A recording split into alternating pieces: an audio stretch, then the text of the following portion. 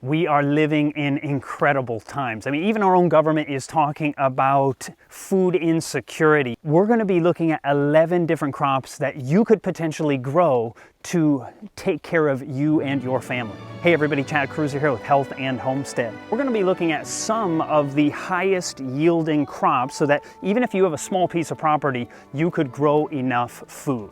Now, the first crop that I want to talk about is a crop that's important for storability and to get enough calories, and that is a grain called amaranth. This is a native of Peru. Amaranth has an average yield of about 4.5 million calories per acre. And contrast that with if you have truly free-range chickens. I don't mean 40,000 in a barn with a little fenced-in area they call free-range, but true free-range, if you're only getting the food from that property, it is suggested that you have about 100 per acre. And that will give you about 110,000 calories. And then if you contrast that with cattle, you get about 180,000 calories per acre. But then when it comes to something like amaranth, you're realizing you're getting many times the calories per acre. You're getting somewhere around 4.5 million calories per acre. And this compares well with something like wheat. With wheat, you're looking at about 4 million calories per acre.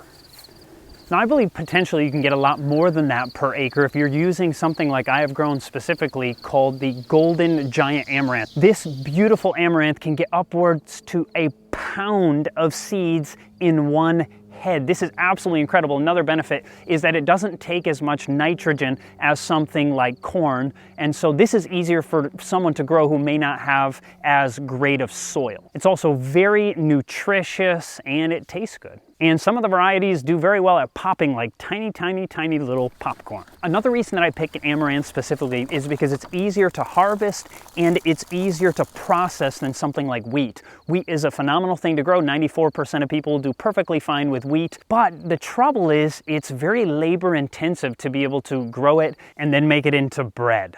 Number 10 is a nut tree. Now, when it comes to nuts, people would generally just want to buy property that already has nut trees because they take so long to grow. But there is one nut tree that I know of, at least, that doesn't take all that long, and that is the filbert tree or the hazelnut tree.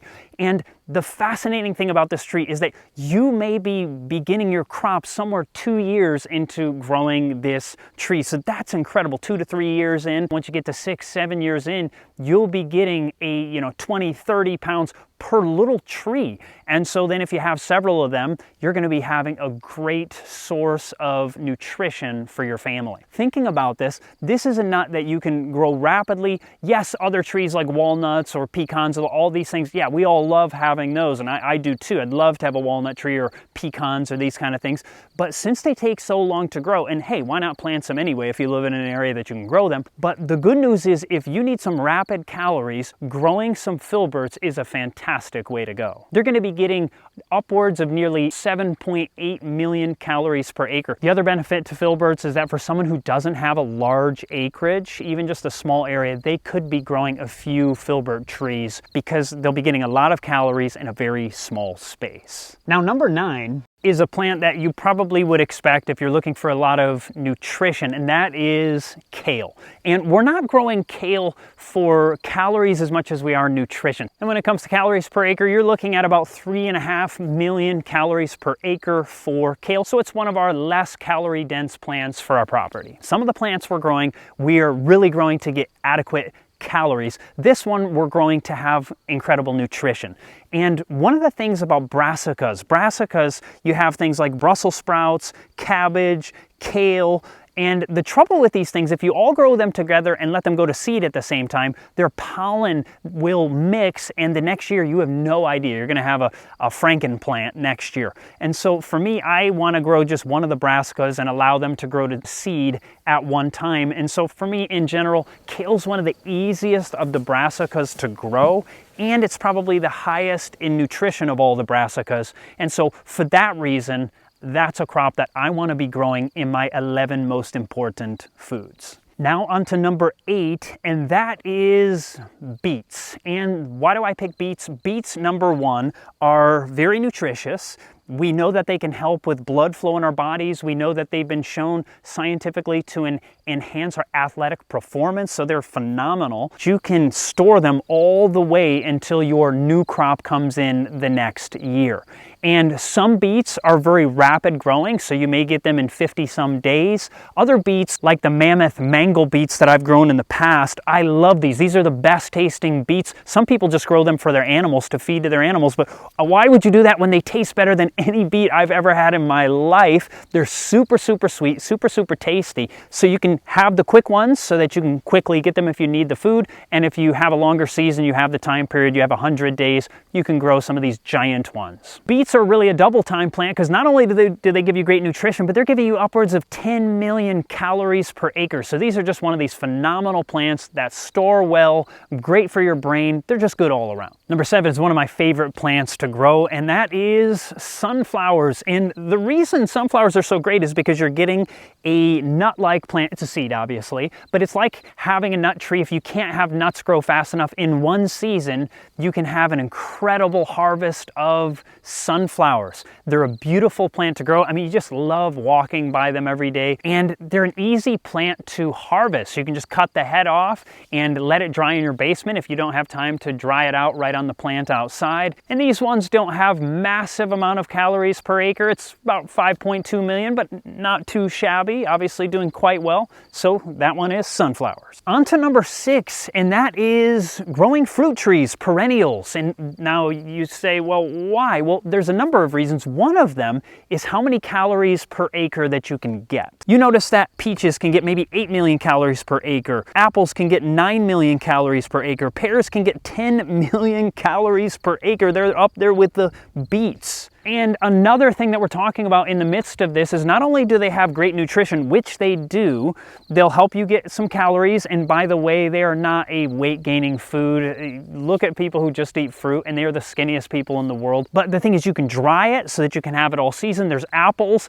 that can last upwards of a year. If you buy the Evercrisp apple, it's phenomenally tasty. And if you keep it in cold storage, you're going to have that thing potentially until the next year when you harvest again. Or you can can it. There's so many benefits, and who doesn't like fruit? Number 5 is something that is potentially beneficial to your soil, and it is also good for you, and that is beans. And beans are phenomenal because you can have something like, well, if you have rice, we're not growing rice in this situation, but you could do amaranth in beans. Grains mixed with the beans are incredibly nutritious together anyway. They give you typically what's called a whole protein, and so as you do this, beans are something that also have great storability. Some of the foods we have, we want to make sure that you can store them for long periods of time, and that's one of the benefits to beans. They're also very, very easy to grow. They do take some effort to shuck off the little shells that come on them. One of the things you can do is you can put them in a pillowcase and just beat it on the ground, and then typically they break off, and then you just have to get rid of the debris. You should be good to go. When it comes to calories per acre, beans are not one of the highest at all. They're 2.3 million for something like pinto beans, or if you want soy, 5.6 million calories per acre. And I know someone saying, no, that'll cause men to have too much estrogen, or the research actually shows that's not true. It's not true at all. I have actually a video on that if you want to watch it. And the research shows that women who consume more actually have less breast cancer. Number 4 is one that I love for storability, and it's a strange crop that gives you 2 different foods in one plant, and that is the squash.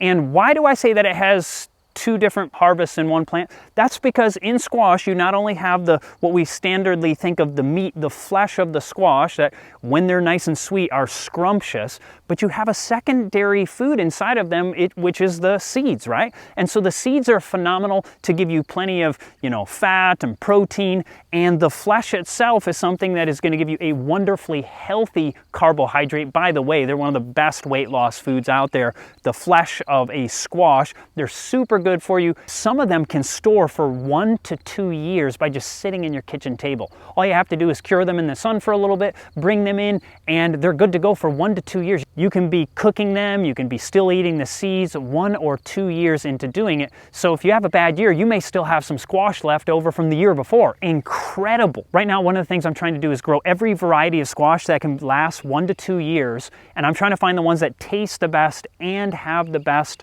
storability. And if you want to learn more about that, I'm making a video series on that.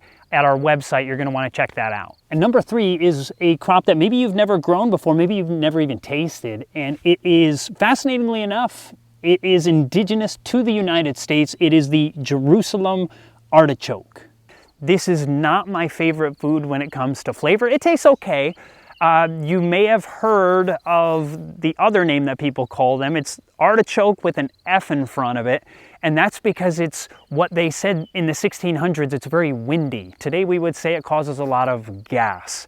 And it might, some people actually find that their digestion does better when they consume Jerusalem artichoke, and other people find that it causes them a lot of gas. So you're going to have to try it out for yourself. But why do I say that Jerusalem artichoke is one of the most important plants? Number 1, it's because it has an incredible amount of calories per acre. It is one of the top 3 in my list, and it can get upwards to 12 to 15 million calories per acre. Even the United States government, when they had been studying plants during wartime, they have said when war and famine afflict humanity, the question is always asked, why don't people grow more Jerusalem artichoke? Because all the way back in the 1600s, in the 30-year war back in Thuringia in Germany, one of the things they discovered was that people who survived were living off Jerusalem artichoke, meaning it had just gotten there either in the late 1500s or early 1600s. This was before they had even had the potato really in that area. Also, this is something that can stay in the ground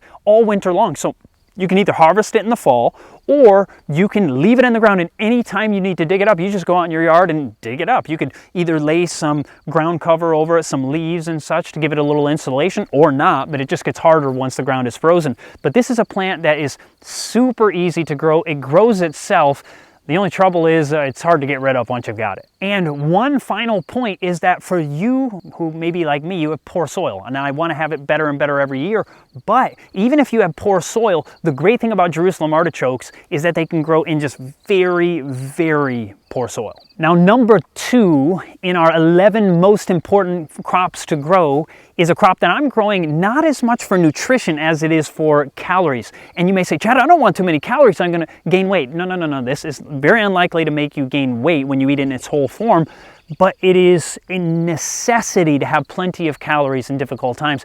And that crop is corn. And corn has one of the highest yields of all plants. Fascinatingly, when we look through history, we never had corn in Europe throughout history until basically the 1600s. They got it from the New World, and a lot of the New World plants like Jerusalem artichoke, corn, and our final crop that we're going to look at all come from the New World. And they happen to grow way more calories per acre than the Old World plants. The great thing about corn, and I don't grow sweet corn, I grow grain corn so that you can make things like cornbread or polenta. You could grow Johnny cakes, these kinds of things. And so this is a plant that dries right on the plant itself, so you don't have to do any special drying for it. You just harvest it. You do have to, once it's dried out, you do need to get it off the cob. And corn can get, as we see, 15 million calories per acre if you have very high nitrogen soil. And now on to our final crop, and that is, well, potatoes. But it's 2 kinds of potatoes, even though they're not even related to each other. That's the sweet potato and the regular potato. And I say that because some people in the South sometimes struggle with potatoes, and sometimes people in the North struggle with sweet potatoes, but either one of them is a phenomenal crop to grow that is super nutritious. Throughout history, there have been people who lived completely off of potatoes in difficult times. I have a video talking about that. But also sweet potatoes. There's a culture in Papua New Guinea that eats 90% of their calories come from the sweet potato.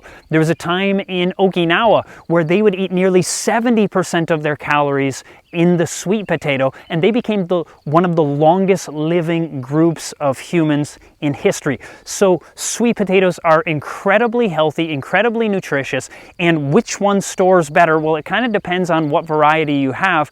I have had better success with my sweet potatoes storing. You can get through the hunger gap with a good sweet potato. I have them stored right now all the way from last year's harvest, and we're already planting this year. And so this is a great plant for storage if you have the right variety, and you can also find great varieties of potatoes. The potato itself may get upwards of 15, some states might even get 20 million calories per acre. That is unbelievable. And since it's a crop that you can live off of nearly exclusively, this really, to me, these two crops are some of the most important crops to grow.